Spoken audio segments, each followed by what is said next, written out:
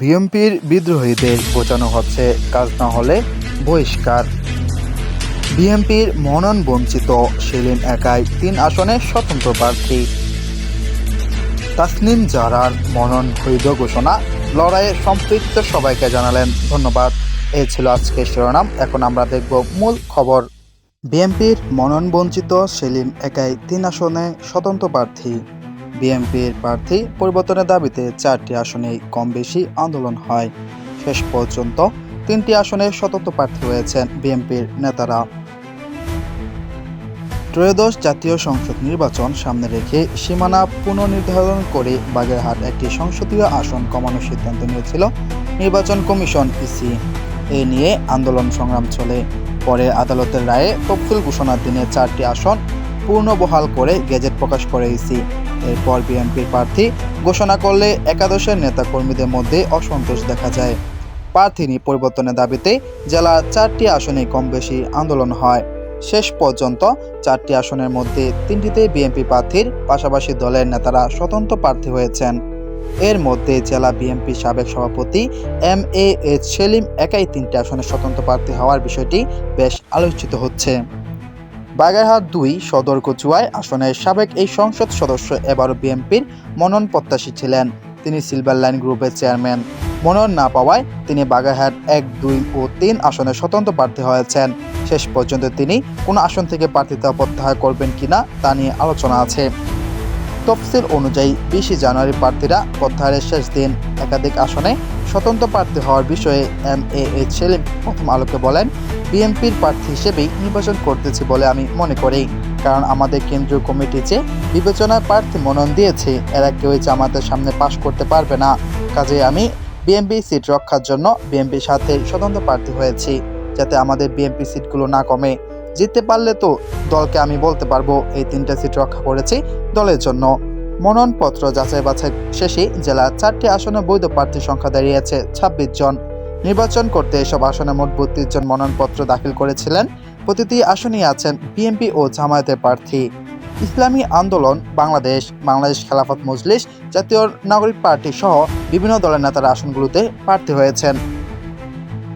তাসনিম জারার মনোনয়ন বৈধ ঘোষণা, লড়াইয়ে সম্পৃক্ত সবাইকে জানালেন ধন্যবাদ।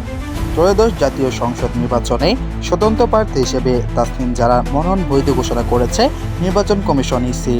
গত সোমবার নির্বাচন কমিশনে মনোনয়নপত্র বাতিলের বিরুদ্ধে তিনি আপিল করেছিলেন। তিনি ঢাকা 9 আসন থেকে স্বতন্ত্র প্রার্থী হিসেবে নির্বাচনে অংশ নিচ্ছেন। আজ শনিবার সকালের পর থেকে শুরু হওয়া শুনানিতে তার মনোনয়ন বৈধ করা হয়। প্রার্থীরা বৈধ হওয়ার পর সাংবাদিকদের সঙ্গে কথা বললেন তাসনিম জারা। তিনি বলেন, নির্বাচন কমিশনে আমাদের যে আপিল সেটা মঞ্জুর হয়েছে। ঢাকা 9 স্বতন্ত্র প্রার্থী হিসেবে আমি যে মনোনয়নপত্র দিয়েছিলাম, আমার প্রার্থীতা বৈধ ঘোষণা করা হয়েছে। তিনি আরও বলেন, গত 1 সপ্তাহে আসলে খুব একটা অন্যরকম অভিজ্ঞতার মধ্যে দিয়ে গিয়েছি। দেশে বিদেশে সবাই অনেক শুভকামনা জানিয়েছেন, অনেক দোয়া করেছেন।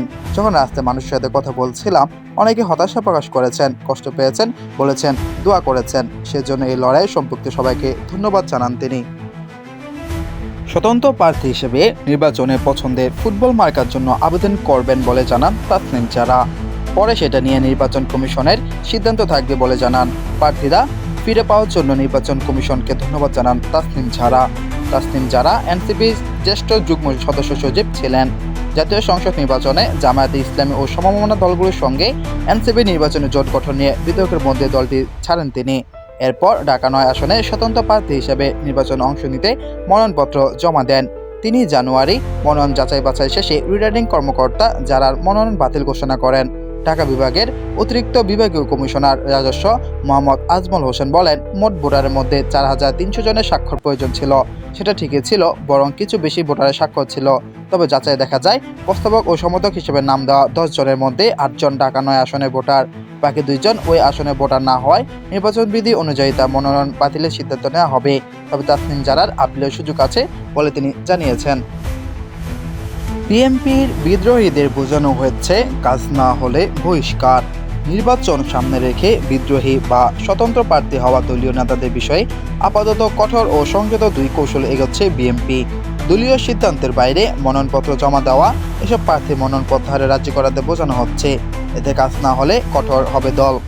বিএনপির উচ্চ পর্যায়ের একাধিক সূত্র থেকে দলের এমন মনোভাবের কথা জানা গেছে। দলীয় সিদ্ধান্ত অমান্য করে স্বতন্ত্র প্রার্থী হওয়া নেতাদের বিদ্রোহী হিসেবে দেখাচ্ছে বিএনপি। দলীয় সূত্র জানিয়েছে, বিদ্রোহী প্রার্থীদের বোঝাতে অঞ্চলভিত্তিক জ্যেষ্ঠ নেতাদের দায়িত্ব দেওয়া হয়েছে। তারা নিজ নিজ দায়িত্বপ্রাপ্ত সাংগঠনিক এলাকার বিদ্রোহী প্রার্থীদের সঙ্গে যোগাযোগ করেছেন, সরাসরি কথা বলেছেন, আগামী নির্বাচনে দলীয় সিদ্ধান্তের গুরুত্ব তুলে ধরেছেন। একই সঙ্গে দলীয় সিদ্ধান্ত অমান্য করলে সম্ভাব্য পরিণতি সাংগঠনিক চিন্তা সম্পর্কেও ধারণা দেওয়া হচ্ছে। এই উদ্যোগের পর ইতিমধ্যে কয়েকজন প্রার্থী মনোনয়নপত্র প্রত্যাহারে সম্মত হয়েছেন। বিএনপির নীতি নির্ধারিত পর্যায়ের নেতারা বলেছেন, বিদ্রোহী প্রার্থীদের সঙ্গে ব্যক্তি পর্যায়ে আলোচনা সাংগঠনিক শৃঙ্খলা বা কাঠামোর ভেতরে হচ্ছে। কারো উপর চাপ নয়, বরং দলীয় ঐক্য ও নির্বাচনী কৌশলের কথা তুলে ধরে সিদ্ধান্ত পুনর্বিবেচনার আহ্বান জানানো হচ্ছে। অঞ্চলভিত্তিক আলোচনায় পরিস্থিতি নিয়ন্ত্রণে না এলে শেষ পর্যায়ে তারেক রহমানও এই প্রক্রিয়ায় যুক্ত হতে পারেন। তবে দলীয় শীর্ষ পর্যায় থেকেই অঞ্চলভিত্তিক আলোচনা বা বোঝানোর এই প্রক্রিয়াকে বিদ্রোহীদের জন্য শেষ সুযোগ হিসেবে দেখা হচ্ছে। এরপরও মনোনয়ন প্রত্যাহার না করলে সংশ্লিষ্ট ব্যক্তিদের বিরুদ্ধে সাংগঠনিক ব্যবস্থা নেওয়া হবে। এরই মধ্যে দলীয় সিদ্ধান্ত অমান্য করে প্রার্থী হওয়ার অভিযোগে 9 জনকে বহিষ্কার করা হয়েছে। বিএনপির স্থায়ী কমিটির সদস্য সালাউদ্দিন আহমদ গতকাল শুক্রবার প্রথম আলোকে বলেন, প্রতিনিয়ত তাদের বোঝানো হচ্ছে, এরপরও না বুঝলে তাদের বিরুদ্ধে তো সাংগঠনিক ব্যবস্থা নিতেই হবে, এছাড়া আর উপায় নেই।